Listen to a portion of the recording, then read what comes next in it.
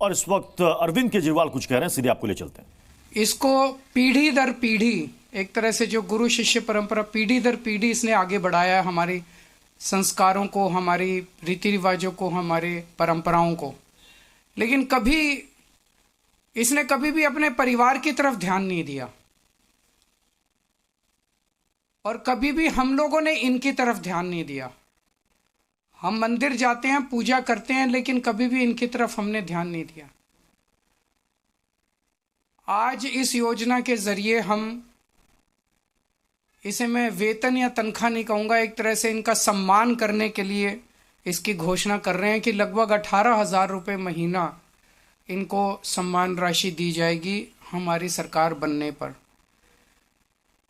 यह देश में पहली बार हो रहा है। आज तक कभी किसी पार्टी, किसी सरकार ने ऐसा नहीं किया। ये पहली बार हो रहा है।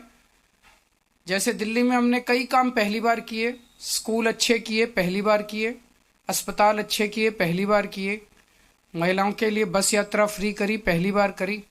ऐसे ये पहली बार हो रहा है और मैं उम्मीद करता हूं कि भारतीय जनता पार्टी और कांग्रेस की सरकारें भी इससे सीख के अपने अपने राज्यों के अंदर पुजारियों और ग्रंथियों के सम्मान के लिए ऐसी योजनाएं लागू करेंगी। इस योजना का कल से रजिस्ट्रेशन चालू होगा।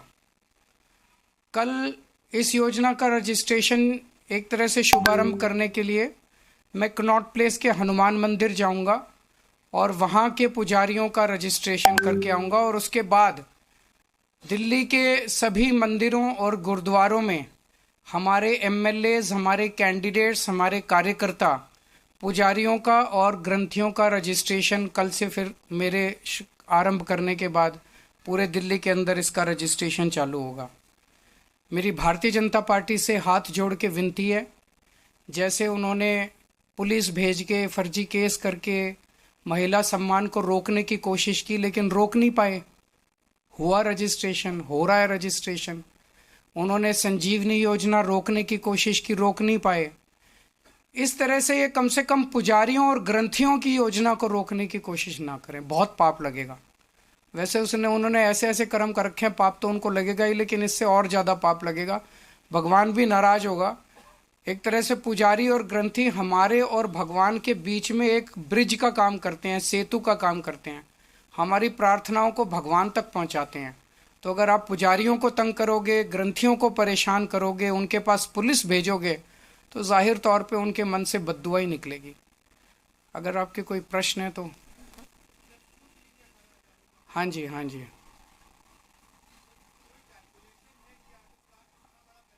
जो भी होगा उसकी चिंता मत कीजिए, पैसे की कमी नहीं होने देंगे।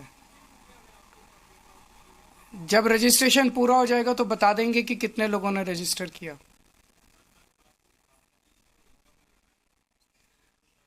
मेरी इनसे रिक्वेस्ट है कि हरदीप पुरी जी को गिरफ्तार कर लीजिए।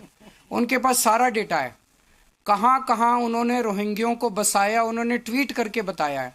ये इतनी मेहनत कर रहे हैं, जरूरत क्या है, नौटंकी क्यों कर रहे हैं? हरदीप पुरी जी के पास और अमित शाह जी के पास सारा डेटा है, कहाँ किस रोहिंग्या को बसाया, वहां उसको कर लो गिरफ्तार। ऐसी नौटंकी मचा रखी है, मतलब इन्होंने कोई देश चलाना थोड़ी है, सुबह से शाम तक नाटक करते रहते हैं ये लोग।